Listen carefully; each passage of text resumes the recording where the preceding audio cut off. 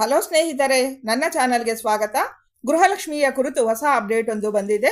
11ನೇ ಕಂತಿನ ಗೃಹಲಕ್ಷ್ಮಿ ಹಣ ನಿಮಗೆ ಜಮೆ ಆಗಬೇಕು ಅಂದರೆ ಕಡ್ಡಾಯವಾಗಿ ಒಂದು ಪತ್ರವನ್ನು ಸಲ್ಲಿಸಲೇಬೇಕಾಗುತ್ತೆ. ಕಡ್ಡಾಯವಾದ ಈ ಪತ್ರವನ್ನು ಎಲ್ಲರೂ ಸಲ್ಲಿಸಬೇಕಾ ಅಥವಾ ಕೆಲವರು ಮಾತ್ರ ಸಲ್ಲಿಸಬೇಕಾ ಅನ್ನೋ ಸಂಪೂರ್ಣವಾದ ಮಾಹಿತಿ ಈ ವಿಡಿಯೋನಲ್ಲಿ ನಿಮಗೆ ಸಿಗಲಿದೆ.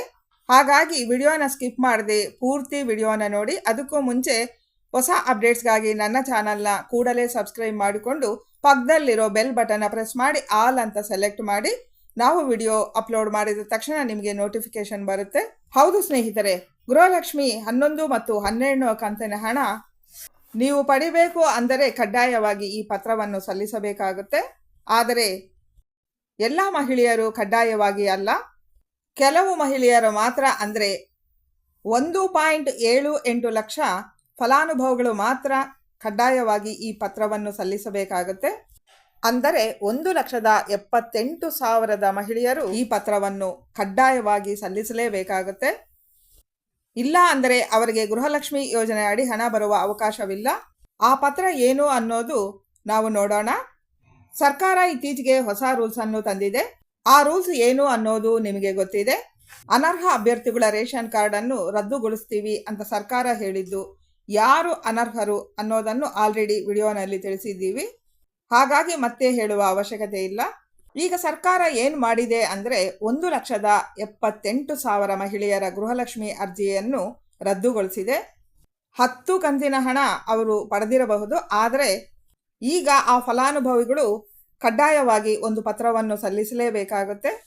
ಸರ್ಕಾರ ಅರ್ಜಿ ಸಲ್ಲಿಸೋದಕ್ಕೂ ಮುಂಚೆ ಒಂದು ರೂಲನ್ನು ತಂದಿತ್ತು. GST ಫೈಲ್ದಾರರು, ಟ್ಯಾಕ್ಸ್ ಪೇಯರ್ಸು ಗೃಹಲಕ್ಷ್ಮಿ ಯೋಜನೆಗೆ ಅನರ್ಹರು, ಅಂಥವರು ಅರ್ಜಿ ಸಲ್ಲಿಸೋ ಹಾಗಿಲ್ಲ ಅಂತ ಹೇಳಿದರು. ಅಂತಹ ಮಹಿಳೆಯರೇ ಅಲ್ಲ ಸ್ನೇಹಿತರೆ, ಅವರ ಹಸ್ಬೆಂಡ್ ಏನಾದರೂ ಟ್ಯಾಕ್ಸ್ ಪೇಯರ್ಸ್ GSTನ ಫೈಲ್ ಮಾಡ್ತಾ ಇದ್ರೆ ಅಂಥವರು ಕೂಡ ಅರ್ಜಿಯನ್ನು ಸಲ್ಲಿಸಬಾರದು ಅಂತ ಸರ್ಕಾರ ರೂಲ್ ಮಾಡಿತ್ತು. ಆದರೆ ಎಷ್ಟೋ ಜನ ಮಹಿಳೆಯರು ಟ್ಯಾಕ್ಸ್ ಪೇ ಮಾಡ್ತಾ ಇದ್ರು, ಅರ್ಜಿಯನ್ನು ಸಲ್ಲಿಸಿದ್ರು.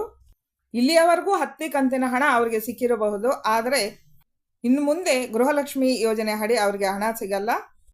ಸುಮಾರು ಜನ ಮಹಿಳೆಯರು ಇದೀಗ ಪ್ರಶ್ನೆ ಮಾಡ್ತಾ ಇದ್ದಾರೆ, ನಾವು ಟ್ಯಾಕ್ಸ್ ಪೇಯರ್ಸು ಅಲ್ಲ, GST ಫೈಲ್ ಮಾಡ್ತಿಲ್ಲ, ಆದರೂ ಟ್ಯಾಕ್ಸ್ ಪೇಯರ್ಸ್ ಅಂತ ತೋರಿಸ್ತಾ ಇದೆ, ಹಾಗಂತ ಮೊಬೈಲ್ಗೆ ಮೆಸೇಜು ಬಂದಿದೆ, ನಮ್ಮ ಹಸ್ಬೆಂಡ್ಸು ಟ್ಯಾಕ್ಸ್ ಪೇ ಮಾಡ್ತಾ ಇಲ್ಲ ಅಂತ ಅವರು ಕೇಳ್ತಾ ಇದ್ದಾರೆ.